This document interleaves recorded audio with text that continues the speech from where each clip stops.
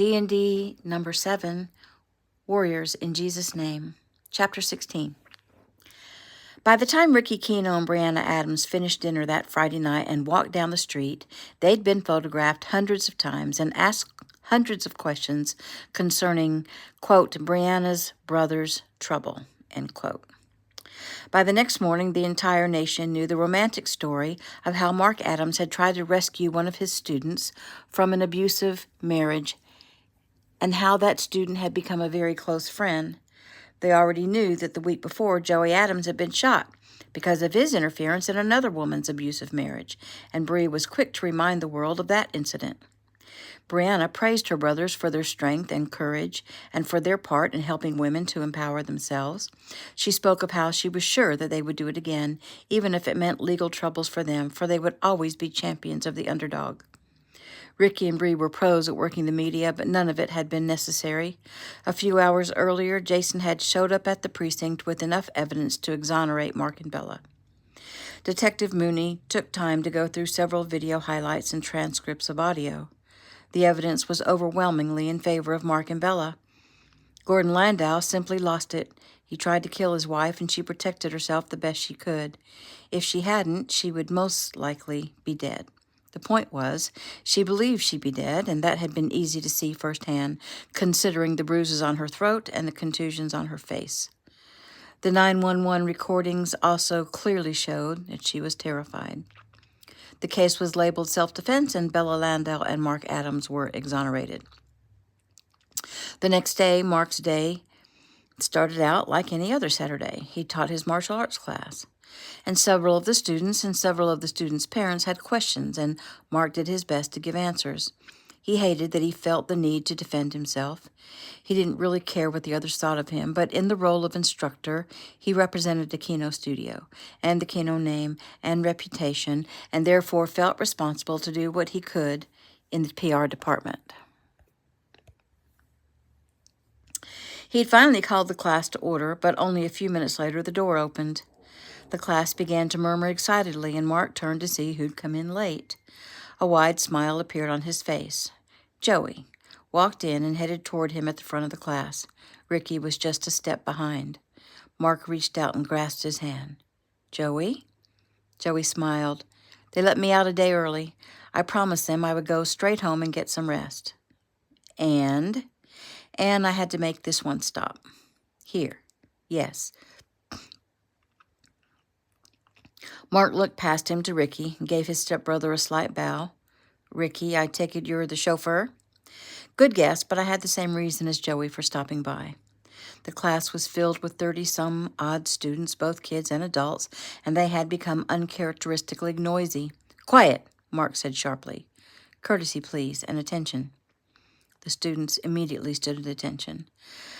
Class, we have the honor of visitors. Please show your respect. Presenting Grandmaster Keno and Master Adams.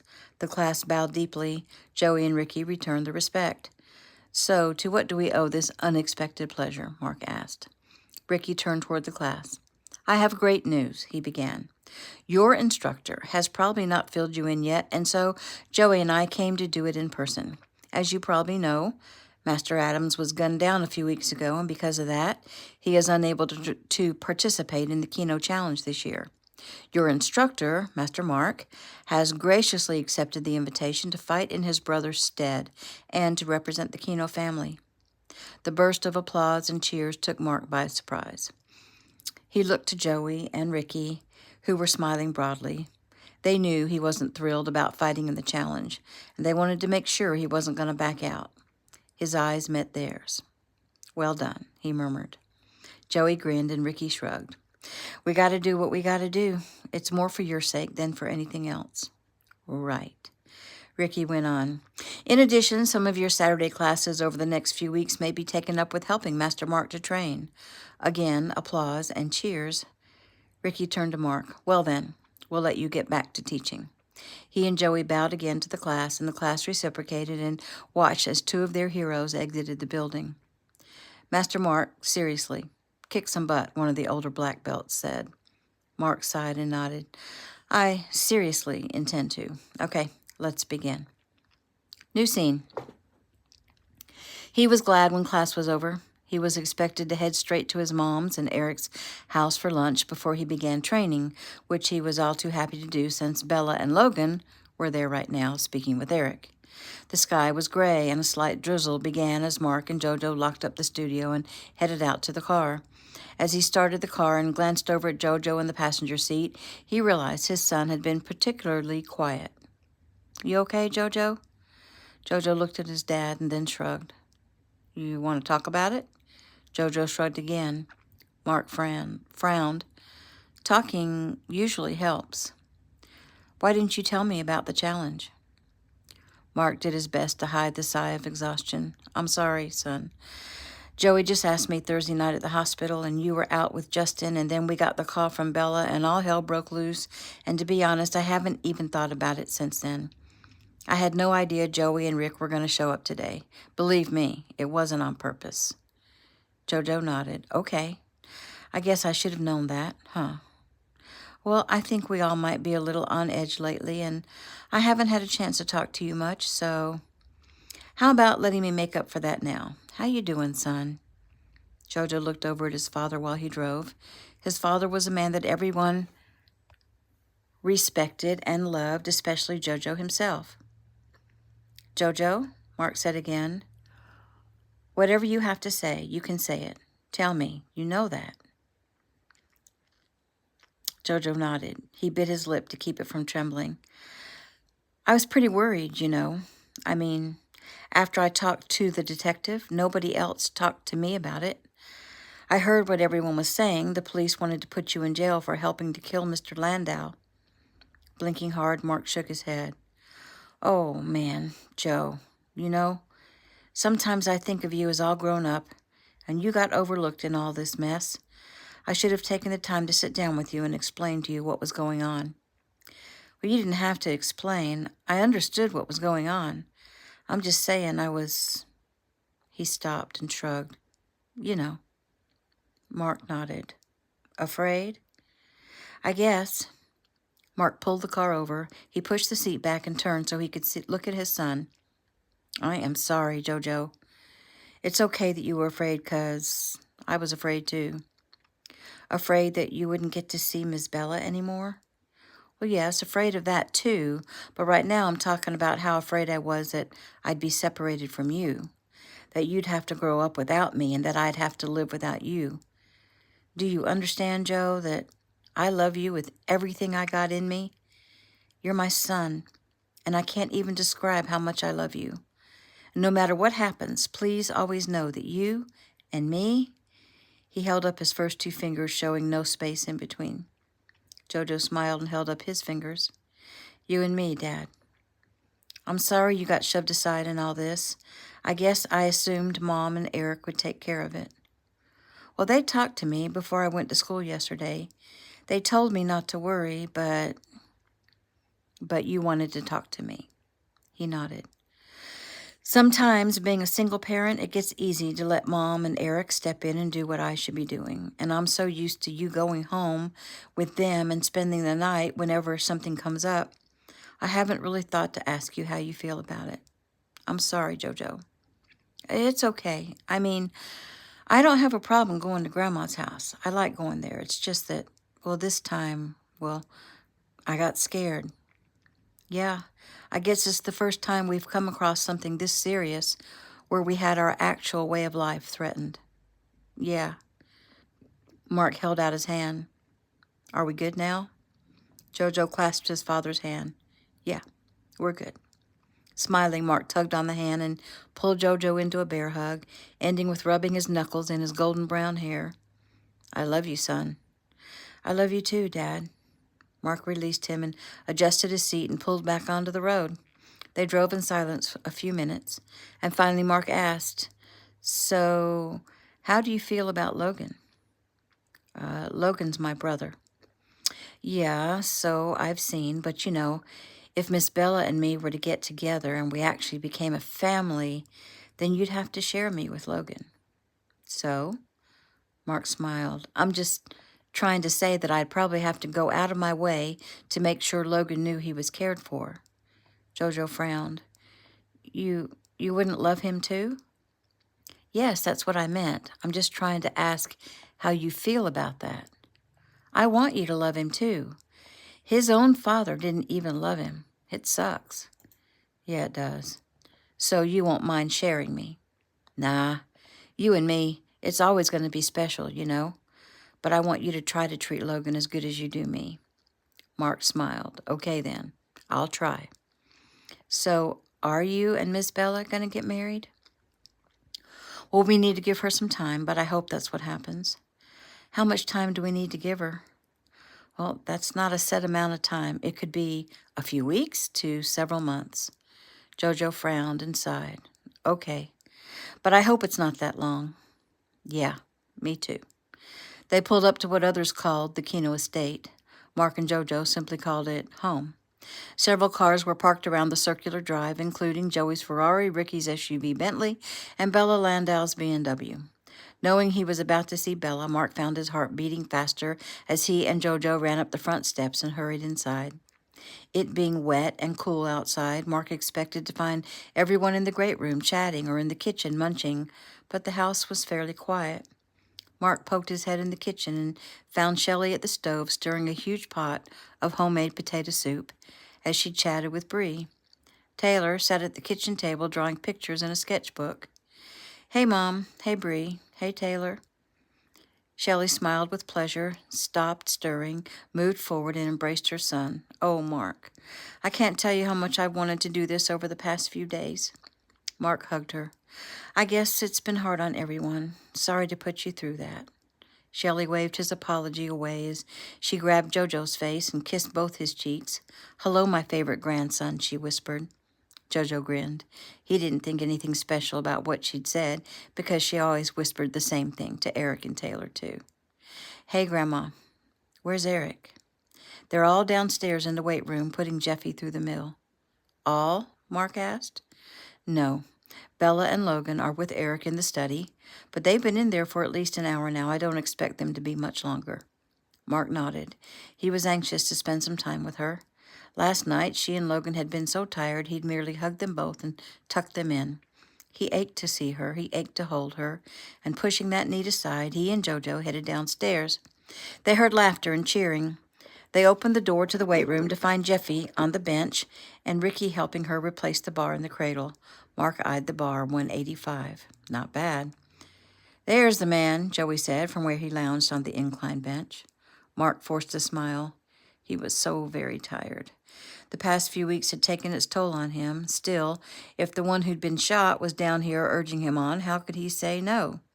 You mind if I take time to eat some lunch and rest for a few minutes? Mark said dryly. Not at all, Ricky chirped, since right now we're taking Jeffy through a max out to see where she's at. You have about 90 minutes before it's your turn, and after that, while Dad works with Jeffy, you'll max out. Mark and I maxed the other day, and I can already tell you where he's at, Joey said. Where's that? He's at strong as hell. Eric and Jojo laughed. Okay, Jeffy, Rick said. Good job on that. Let's move to squats. She complied quickly. Normally, Jeffy would be talking a mile a minute, and Mark wondered if she was having some reservations. Are you okay, Jeffy? He asked. She smiled as she watched Ricky load weights. I'm fine. Why? You're just so quiet. She looked around to find everyone watching and listening before she looked back at Mark. It's just so awesome, you know, to get to do something else I'm good at, something other than using my brain. I intend to give this opportunity to be the first woman to fight in the challenge everything I've got. I owe it to women to represent. Okay, represent women, Ricky said, but represent the family too. Now turn around and get set. Oh, you mean you want me to win? Jeffy said with a giggle. Oh, I do. I really do. Ha, she said indignantly, glancing at Mark. I'm not the one you need to worry about. Mark's eyes met Joey's and he shrugged. She's probably right. Taylor came bounding down the steps. Hey, everyone, she called. Grandma says lunch is ready. Eric and Jojo headed up quickly with Taylor right behind. Jeffy went ahead and tried the squat Ricky had loaded, easily lifting the 205 pounds. He helped her replace the bar. We'll finish later, he said. Let's eat. Come on, I'll race you. They took off. Mark waited for Joey, watching him as he gingerly lifted himself off the incline bench and moved slowly toward the door. Are you still in pain? Mark asked. A little, but I don't mind. I'm moving a little slow right now, but I'll improve every day. Well, it's only been 10 days since the shooting. I think you may be pushing it a little. I want you to get more rest. Joey nodded. I will, I promise. After lunch, Breeze is taking me to my loft. He grinned. She wants to take care of me. Mark snorted. I'll tell you what Ricky said to me last week. You're playing with fire. Joey laughed. Don't I know it? But just between you and me, bro, I'm not capable of feeding that spark right now. Oh, got a big train coming by. It's rattling the house. Wow, Joe, you really are feeling puny. It's unsettling. Joey laughed. Lighten up, Mark. By the grace of God, I'm alive, and by his grace, I'll be back better than ever. Mark nodded at his brother's command to be patient in Korean.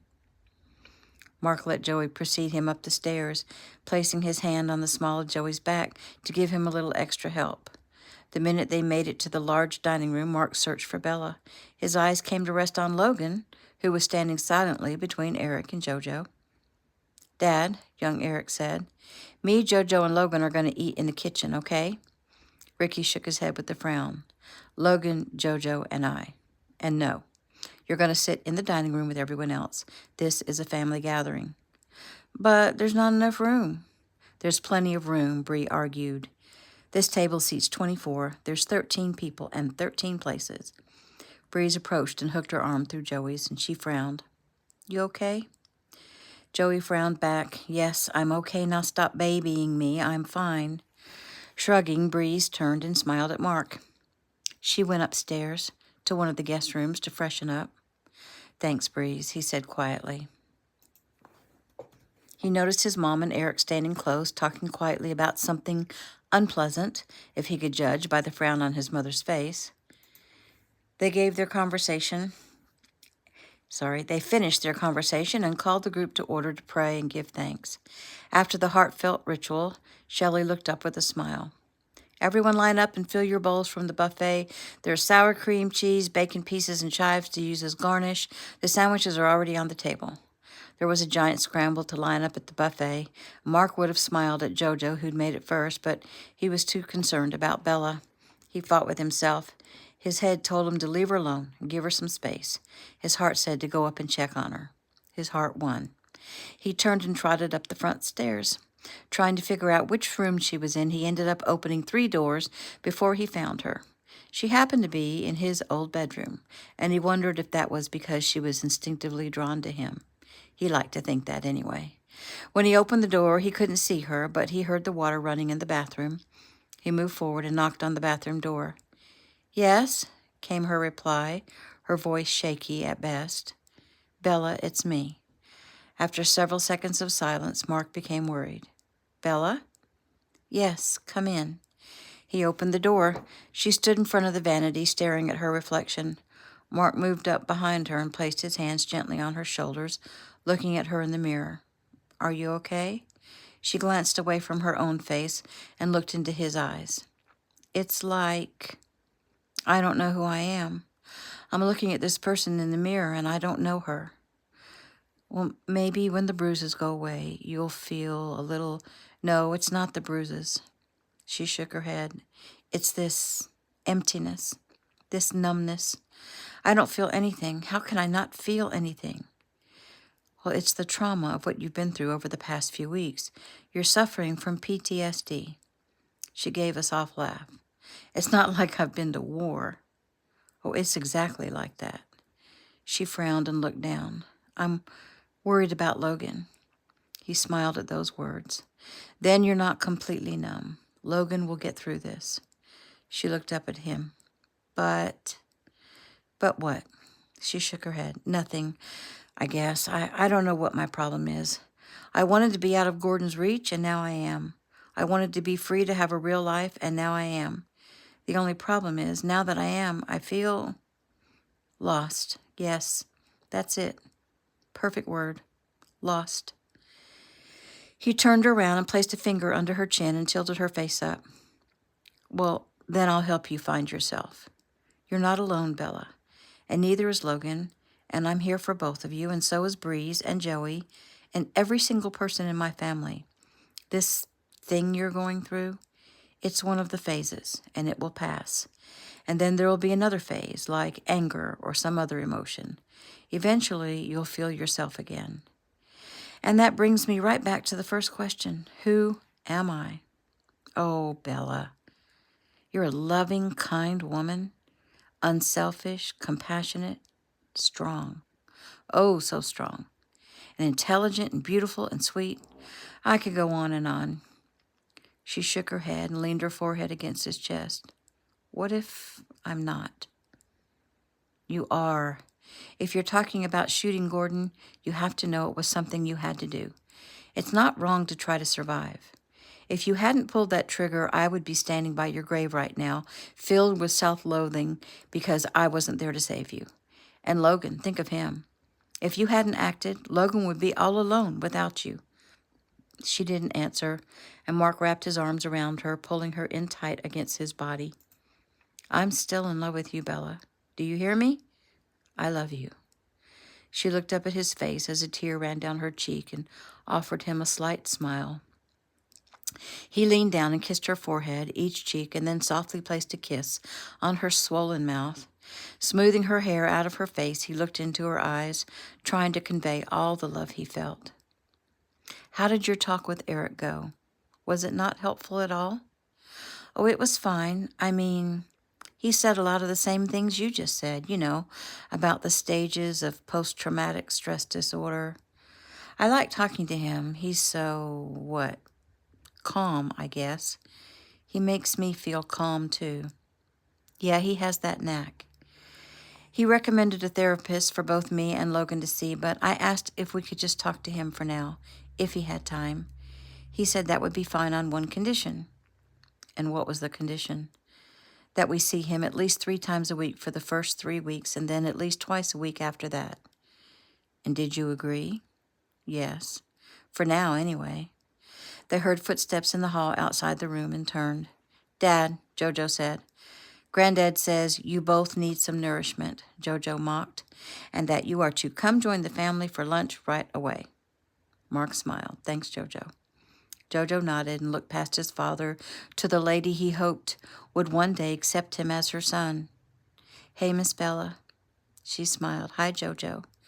He started to turn away but stopped. I'm glad you and Logan are all right. Her lips trembled. Thank you so much, sweetie. And now that you've said that, I feel better already. Jojo smiled and ran ahead. Mark and Bella followed. They arrived in the dining room amidst a cacophony of conversation, laughter, utensils clinking, ice in the glasses tinkling. Eric had moved a chair up to Shelley's side of the table, and he and Shelley sat together at one end.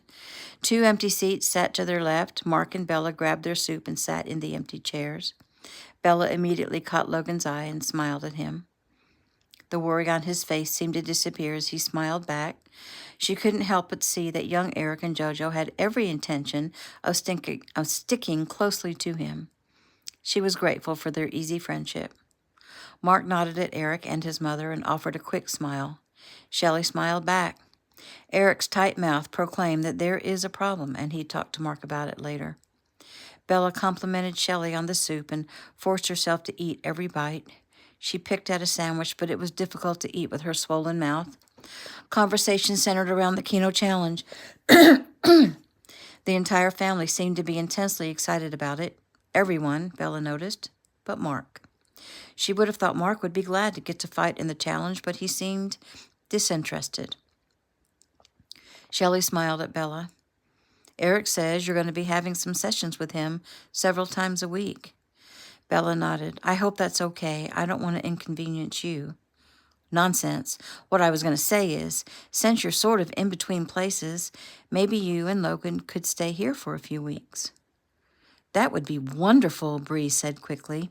Then I won't feel so bad leaving you all alone at my house, because I'm going to be staying with Joey for a while.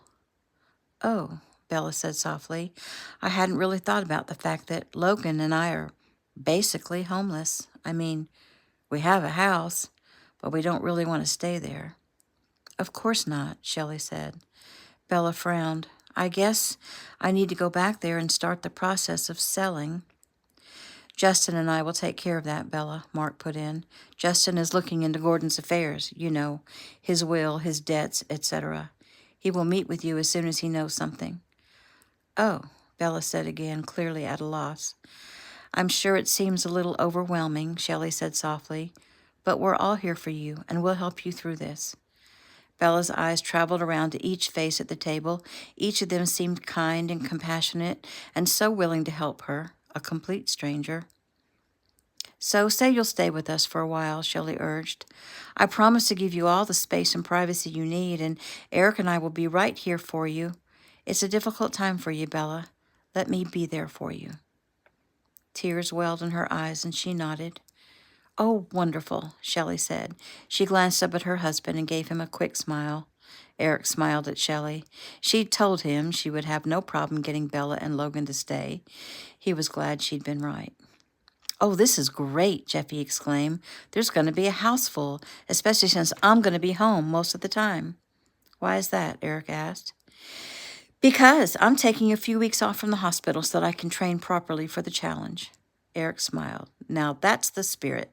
He glanced at Mark. You think you can swing the same? Oh, I don't know if... I'm sure Justin would help you to clear your schedule, Ricky offered, a sly smile on his face. Of course he would, Joey agreed. Ricky nodded proudly at Joey. That would be cool, Dad, Jojo put in. And since you'd be training all the time and stuff, we might as well stay here too. Oh, yes, Shelley exclaimed. Wouldn't it be wonderful to have everyone home under one roof? Us too? Young Eric asked excitedly, turning toward his father. Sorry, kiddo, Ricky said. There's a point when things turn from order to chaos. Ah, Eric drawled. But maybe we'll stay the weekends, Ricky offered. Eric's eyes lit up. Cool. So, Dad, Jojo said, can we stay too? Mark smiled at his son. Maybe. He had to admit the thought of staying in the same house with Bella, having access to her 24/7, it was pretty enticing. I have to speak with Justin and see what can be done. But we're staying tonight anyway, right? Jojo asked. Yes, tonight. He glanced down at Bella when he felt her hand on his thigh, and reaching down, he covered her hand with his and squeezed it. His heart soared. New scene. Mark lay on his back, covered in perspiration, his breath coming in huge gulps. Over the years, Ricky had put him down hundreds of times, and still, this time Mark had expected to hold his own a little better. After all, Rick wasn't getting any younger. Ricky extended his hand, and Mark grasped it and let him pull him up. Don't feel too bad, Ricky said with a grin. I train a lot more than you. Put a law book in front of me, and I wouldn't know front from back. Don't make excuses for him, Eric said sternly. Ricky's face immediately sobered, and he bowed to his father. Yes, sir. Heaving a giant sigh, Mark glanced around at his audience. The whole family had come down to the beach before dinner to see the impromptu match. It was cool, and the air still damp with the rain that had fallen most of the day, but that didn't deter anyone, not even Bella. Everyone now waited for Grandmaster Kino to speak. Eric frowned. He'd wanted to get an idea of where Mark was at in his fighting skills. It'd been some time since he'd actually seen him in action, and Mark had held his own for a time, but his stamina was gone. Once he'd begun to tire, Ricky had easily gotten past his defenses. Eric shook his head. We have a lot of work to do. I'm guessing you haven't been consistent with your cardio training, and that will probably be our biggest hill to climb. Your skills are rusty but good. Your speed is suffering, but that will come back with the cardio training. Mark nodded, and Eric watched his face. I'd like to speak to you privately after dinner, if you don't mind. Yes, sir. Good. Let's run you through some sprints. Jeffy, Ricky, you may join us. Can we? Young Eric asked. Yes, but don't get in the way. Eric raised his eyebrows at his wife. Shelley? She frowned. I guess I need to set a good example, huh? The question is not do you need to, it's do you want to. Yes, I guess I do. She smiled at Bree, Breeze, and Bella. Well, ladies, looks like dinner is up to you three. I think we can handle it, Bree said.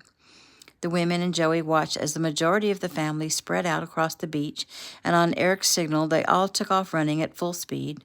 Taylor lagged behind but didn't give up.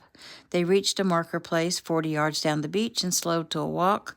And before they finally stopped, they then turned, lined up, and waited for Eric's signal.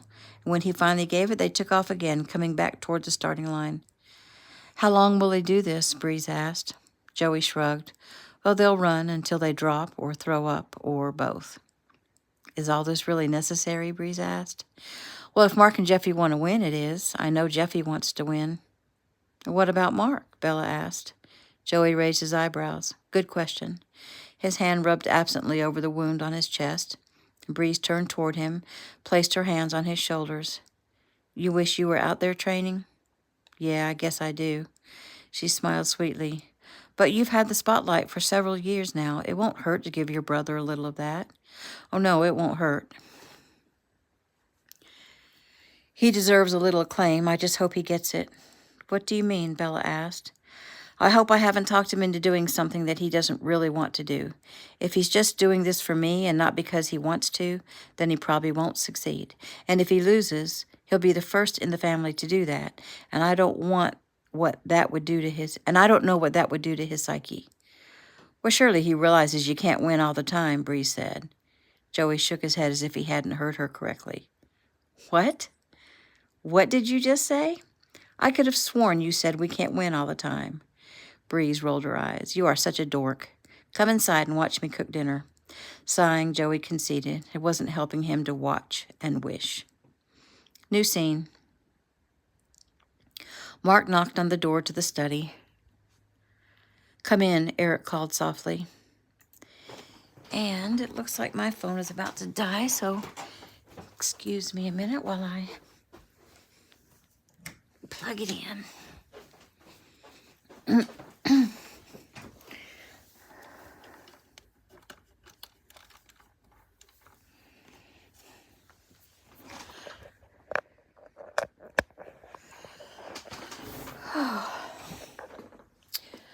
Mark knocked on the door to the study. Come in, Eric called softly.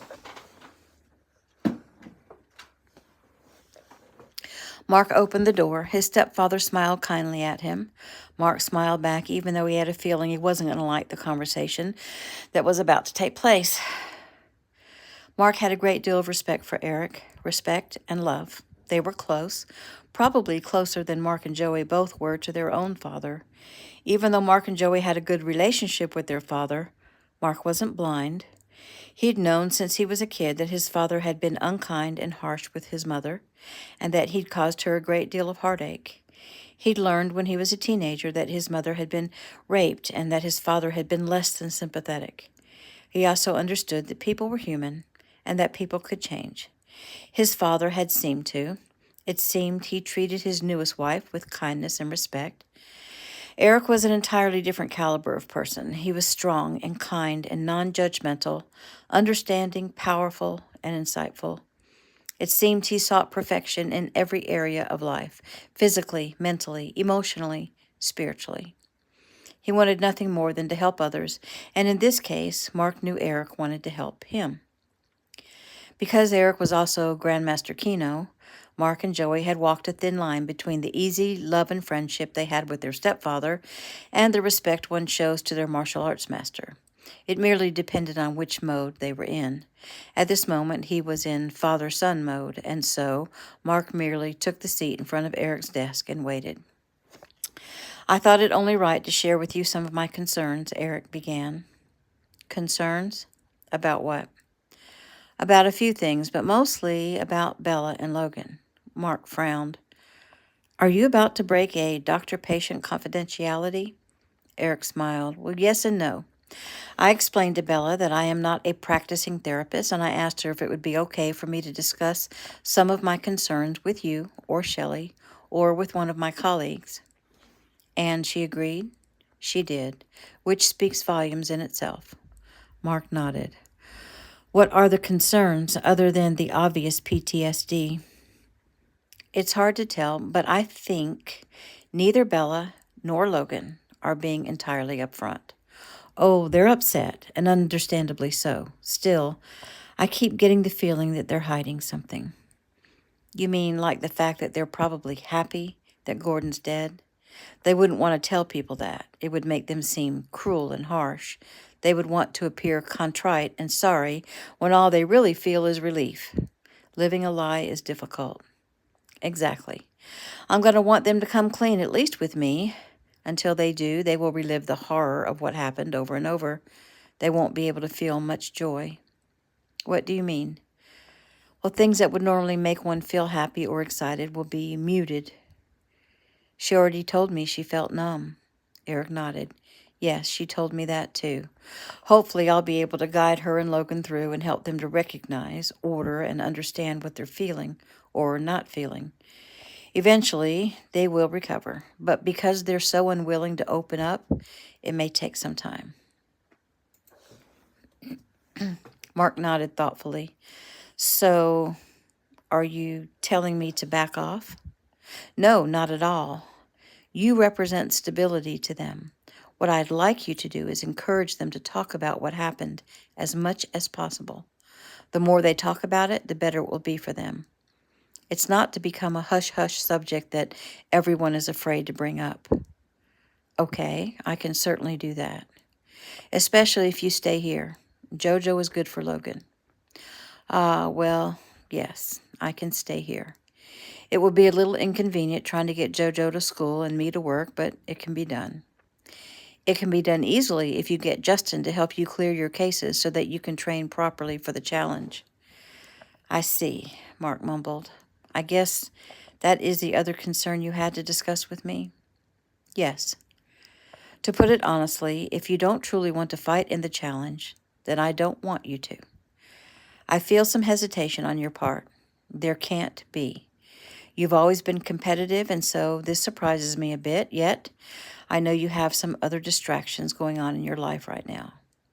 Mark didn't answer. He took a few moments to listen to his own thoughts and his own heart. The Keno Challenge was a great opportunity. If he were to back out, he'd probably regret it later. Yet Eric was right in that it doesn't feel like his heart is in it, and there was always that little niggling thought that he wasn't as good as his younger brother. While Joey had pursued the tournament circuit, following in Ricky's footsteps, Mark had pursued football, which was why he was a lower rank than his brother.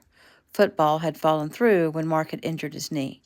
Now, maybe it was time to put forth some effort and prove to himself that he could do it. He looked up at Eric. What do you think my chances are? Eric shrugged. Well, as it stands now, you'll probably win the first bout. The next two would be questionable. So I would fail. Well, I don't call losing a bout failing. Both Joey and Ricky have lost bouts in a challenge, but never more than one. True. Remember, though, I said for now. If you put your heart into it and train hard and bring your fitness level up to par, I believe you could win. Mark nodded his head as he thought. Eric would never say that if he didn't mean it. Mark, Eric said softly, interrupting his thoughts, it's obvious to me that you have other things on your mind, namely Bella. You're in love with her, I realize.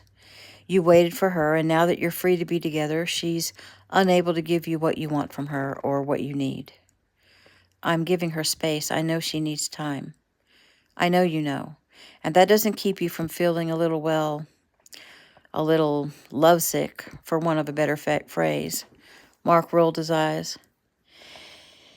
And lovesick isn't the best way to face the Keno Challenge. Eric noticed Mark's hand ball into a fist. He was frustrated and maybe a little angry that Eric had so easily read him. He decided to pursue the topic. What are you feeling right now? Mark shook his head. I don't know. I say you do. What are you feeling? Mark shifted in his chair. Angry, I guess. Eric nodded. Why are you angry? I'm not sure. You want some help? By all means. You're angry at Gordon for what he did to Bella and that he still has power even now to cause Bella pain. You're angry at Bella for going back to him and placing herself in the danger that led to her firing that gun. You're angry at Breeze for giving Bella the gun. You're angry at Joey for forgetting to pick up that gun when he was supposed to. And mostly angry at yourself for failing Bella, failing to protect her, failing to get her custody, and now failing to be able to really communicate with her. You feel afraid that you've lost your connection with her, and you wouldn't have lost that connection if not for everything that's happened. So damn everyone and everything. Damn yourself and damn the challenge. Mark stood abruptly and turned and went to the window and ran a hand through his hair. Mark, answer this question for me. Would you like to win the Keno challenge? Mark turned. Yes, of course I would. Why? He thought hard, trying to be as honest with himself and with Eric as he could be. Well, it would be nice to make the family proud, continue the family legacy. It would be nice to see Mom's eyes and everyone else when I win that last bout. He smiled, especially if Jeffy won both of her bouts. It would be nice to dispel the thoughts in my head that I'm not as good as Joey. It would be nice to give Bella and Logan a reason to be proud of me. He shrugged. I'd feel pretty good about myself to be able to train hard and accomplish something difficult. And last but not least, it would be great to see the pride and approval in your eyes as well. Eric's lips pressed tightly together in understanding. Well, just so you know, you've always had that approval, and I couldn't be more proud of you, Mark. You've grown from the little boy I first met to become a man of honor who's not afraid to do what needs to be done, who doesn't shrink from a tough decision, and who doesn't let the small stuff get in the way. You don't have to fight in the challenge to prove anything to me. The only thing I ask of you is, if you decide to fight, I want you to be totally committed. Your best is all I ask and all you can give. Mark blew out a breath. Don't decide just yet, Eric continued. Train tomorrow and talk to Jojo and Bella. Talk to Justin on Monday, then get back to me. I know Joey and Ricky put a little bit of pressure on you by coming to your class. They meant well. At the time, they thought you were all in. They came to me this afternoon and said that they think they may have messed up. Mark shrugged. I can handle the pressure from my class. I won't let that interfere with my decision. Eric smiled. As I said, you don't shrink from a tough decision. I'm proud of you, Mark, and I do love you. Mark extended his hand. The feeling's mutual, Eric. They clasped hands and patted backs. New scene. Even though Joey had done nothing all day but eat, rest, and watch everyone else train, he had to admit he was absolutely exhausted.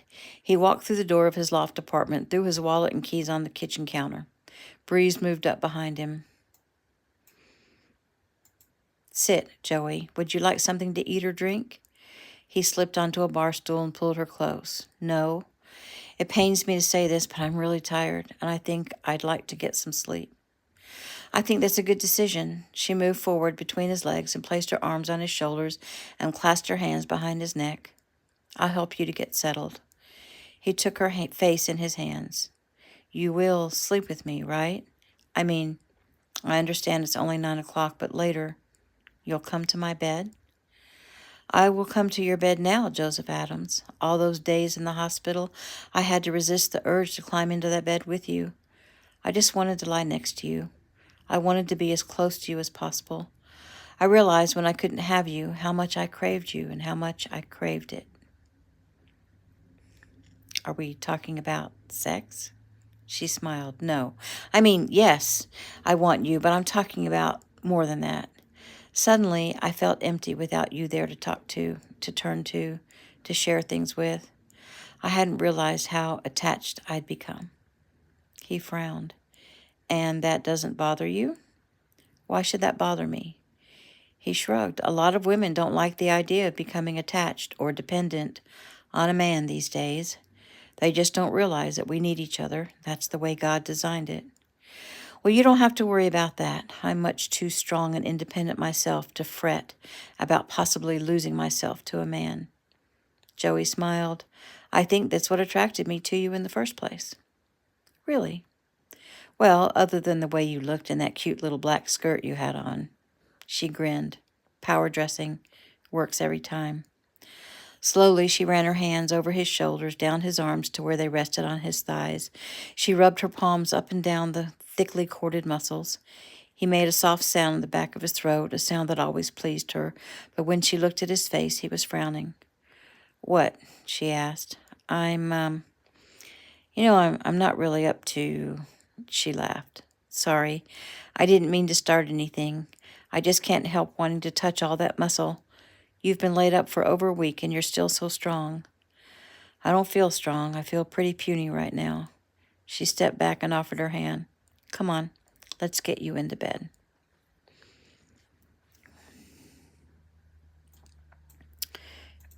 New scene. Eric entered the music room. Jeffy was jamming out on the piano while Logan tried his hand at the guitar and young Eric helped Taylor handle the drums. Jojo was jumping around the room with his version of hip-hop dancing. Shelley, Bella, Mark, Bree, and Ricky were an attentive audience.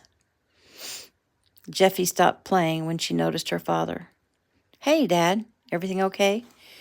He smiled at her as the room quieted. I have news from Justin for Bella. Oh, Bella said, the smile disappearing from her face. She glanced at Logan. It's about Gordon's family. Well, he only had a sister and his mom. Gordon never had anything to do with either of them, Bella offered. Yes, that's what Justin said. Do you want to speak privately?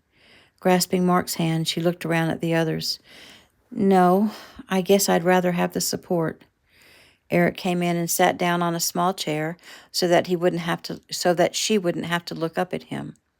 Okay. Well then, Gordon's sister and mother are coming to Los Angeles. They'll be arriving Monday. They want to take Gordon's body back to New Jersey for burial. Oh, Bella said again, her brow furrowed. Mark had mentioned that Justin was looking into things. It sounded like he was handling everything for her. Of course, Eric continued, you, as his wife, have the right to decide what to do with the body and what arrangements you want to make. Okay.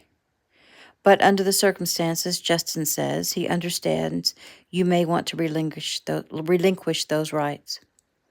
To whom? To his family. I see. After all, I did kill Gordon. Not because you fired the gun that killed him, but because of what Gordon did to you.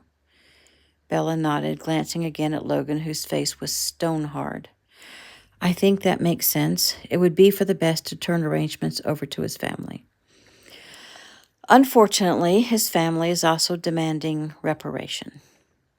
Reparation? For what? For loss of life. But the police already said it was self-defense and no charges will be filed.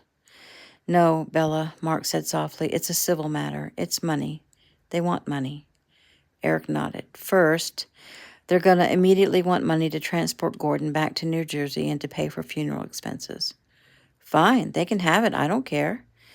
They also intend to hold up Gordon's will. Oh, Bella said again. She hadn't even thought about a will. Justin says everything is in Gordon's name, except the house, which is in both your names. Does that sound correct to you? Bella nodded. Yes, she whispered. Well, fortunately, he left everything to you. He did?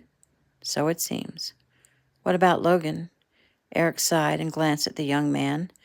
The truth would hurt, but he believed it would be best to get it out and over with. He doesn't mention Logan. Not at all. No one in the room missed Logan's head lowering. Jojo and young Eric moved close to him in a gesture of protection, and Bella drew her eyes away from her son and back to Eric. He left nothing to his own son and everything to me?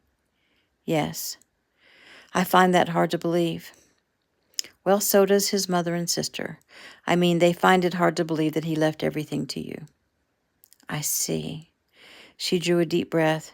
Well, give it to them then. I don't want it. They can have it, and good riddance. Okay, Eric said calmly. I understand what you're feeling, but that is an emotional response. You need to think about things. You may not want anything to do with Gordon's legacy, but you're giving away a pretty large sum that by rights could be passed down to Logan. I don't want it, Logan said quickly.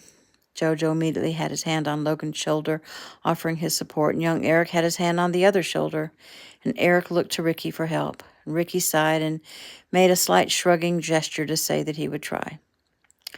Well, what if you used the money to do something good in the world, Ricky suggested. You know, fund education, pay for medical supplies to poor countries, feed the hungry, or you could even support Jeffy's Heal the World Foundation. Logan looked to his mother. Her eyes were large and sympathetic. He looked back up at Grandmaster Keno. I don't know. Maybe I could do that. Eric smiled. Bella, you and Logan think about it and talk about it. You can meet with Justin on Monday, and he'll be with you when you meet with Gordon's sister and mother. You have time. Bella nodded. We'll think about it. New scene. It took a few minutes for Joey's breathing to return to normal, and eyes closed, he relived the nightmare. He took a deep breath and said a quick prayer and asked God to cleanse his mind of the ugliness. He opened his eyes when Bree spoke. You okay, Joey? Yeah, bad dream. You want to talk about it? Not really. He stretched his arm out so she could come closer, and Joey smiled. Come here. She laid her head on his bicep, her black curls trailing along his arm. She smiled up at him with gorgeous blue eyes. Her fingers trailed over the bandages on his chest, then down to the smaller bandage on his lower abdomen. So, how do you feel? Any pain? He bent his arm and rubbed his hand over her back. No pain. I'm good. Are you good? I'm wonderful. I love sleeping next to you. So being here with me is not like a chore for you? She rose, her eyes narrowing. Please don't insult me, Joey. I love you. I really, really do. So you've said. You don't believe me? Well, I want to, but I'm afraid you're just feeling protective. Do you know your own mind? Yes. Well, I definitely know mine. I felt this way for some time. I didn't want to tell you because I was afraid of... She stopped, realizing he wouldn't like what she was about to say. You were afraid of what? Tell me. Well, in my mind, I was thinking that all men were really alike. Eventually, you all show the same colors. Joey frowned. You thought I would eventually treat you like Gordon treated Bella? I guess. You even asked me once if I was comparing you to Gordon. It's not really logical, I know. I mean, my father never mistreated my mother, and your father never mistreated your mother, but yes, he did. He did? Well, not Eric, my real father. Not to the extent that Gordon went to, but he was emotionally abusive to her. He called her stupid. He called her fat. He constantly badgered her. He crippled her emotionally. And that's pretty much why they got divorced. My mom showed a lot of courage by rising up and divorcing him. Oh. But Eric has never mistreated her. Jason has never mistreated Angel. Justin has never mistreated Lori. Jeff has never mistreated Mickey. Right. And that's what I told myself as I waited to find out if you were going to live or die. I'd wasted time being illogical. I'd withheld what I actually felt for you out of some preposterous fear that somehow you would turn out like Gordon. I promised myself that if you survived, I would tell you immediately how I felt, and then, well, we'd go from there. He grunted as he rolled onto his side so he could face her. And Bree smiled, appreciating his ruggedly handsome face, his warm brown eyes, his light brown hair with streaks of gold from the sun, and his rock-hard body. Even after being in the hospital a week and a half, his shoulders remained broad and strong. And do you know, Breeze, that I'm in love with you? Yes, I know, she said softly. I've never said that to any other woman before you. Truly? Truly. How many girlfriends have you had? Too many to count. She frowned. After having been in a few movies with Ricky and being his stepbrother, the women just threw themselves at me. I guess I could have taken advantage of that, but I didn't feel good about it. Having sex with just anyone for the sake of physical pleasure takes away from your light, your spirit, your aura. Breeze laughed. Your aura? You're talking like the world's view of a California beach bum. He chuckled. Every time a person has sex, he or she gives away a part of themselves. A part of your light and spirit is shared with the other person, and a part of theirs is shared with you. If people are simply having indiscriminate sex, one-night stands, they're losing a part of themselves and receiving who knows what in return. If one feels something, cares for the person, then it becomes something much different, a sharing of light, so to speak. And if they love each other, well, then they are creating something special together, a spiral of love that goes on forever, and they don't lose anything. They add unto each other. That is beautiful, Joey. I didn't realize you could be so poetic. Oh, there's a lot you don't know about me. I'm going to confide something. That first time you and I kissed, I'd intended that I would have a short, blazing hot affair with thee, Joey Adams. I know, he said softly. I could feel that and promised myself that that was not how it was going to be. I knew I was attracted to you, but I had no idea when I went to your house that morning that I'd be fighting myself to keep from making love to you on your dining room table. It was the first time I've ever felt totally out of control, totally out of my element, like I had no choice in the matter. I knew then that you were someone special, and this was not going to be a one-nighter or even an extended affair. I knew this was going to be for keeps.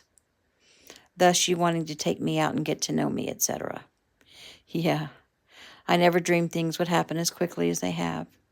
She sighed and reached up and stroked the side of his face, which was prickly with more than a day's growth of beard. Me neither. All I know is I love you, Joey Adams. I'm grateful you're alive and don't ever want to be without you. He bent his head and kissed her softly. I love you too, Breeze. I can't imagine my life without you, and you have totally stolen my heart, and I don't know what I'm going to do when I get well and you go back to live in your big house. I don't know either. I've thought about selling that house. Before, it seemed I needed to hold on to it. It was all I had left of my parents and of my family. Now, it feels like a burden, like I need to just let it go. I feel so free and happy just to know I love you and you love me. It's like I don't need anything else anymore. It's like the emptiness I've felt for so long, ever since my parents died, really. It's gone. Well, I wish you lived right here. The thought of knowing that I could see you every morning and every night, it would be paradise. You want me to move in with you? She frowned. Is that what you want? No. No? I mean, I want more than that, but I was just trying to ease you into the idea and take it one step at a time. He cupped her face. Breeze, I want us to be together. I want you to marry me. Oh, man, maybe I shouldn't have said that. Don't close up on me and hear me out. She smiled. Do I look like I'm closing up on you? He frowned as he looked deeply into her eyes. Well, no, as a matter of fact. I've never, ever lived with a man. I swore I never would unless that man was my husband. He waited, but she didn't go on, and finally he realized what she was waiting for. He started to rise from the bed, but she placed a hand on his arm to stop him. Where are you going? I'm going to get down on my knees. No, you are not, she said indignantly. If you do, I'll say no, because I would like to think that you know me better than that. He smiled at her with so much love. Ah, my Breeze, you really do have my heart. You see right through the bull and call it like it is. She shrugged. I would never get down on my knees and beg a man for anything, so how would I expect you to do that? Okay, so I won't get on my knees, but I insist that in our relationship, I be allowed to do certain things to help you, like opening doors or carrying heavy bags. He grinned. It makes me feel useful and helps me deal with my innate need to protect. She laughed. Well, if you put it that way. Besides, I have no problem with a man being masculine. He pushed her down on the bed and leaned over her, grunting with the pain that the movement caused. Well, before we get any further from the subject, Breeze, will you take me as your husband? Will you marry me? She smiled sweetly. I will. His heart tumbled, and she lifted her mouth to his, and she put her whole self into the kiss. He could feel her love and her passion. I am the luckiest man on earth right now, he whispered, and you are taking care of me presently, but I swear I will take such good care of you. Smiling, she took his hand and kissed his palm. I'm counting on it. And that is the end of chapter 16.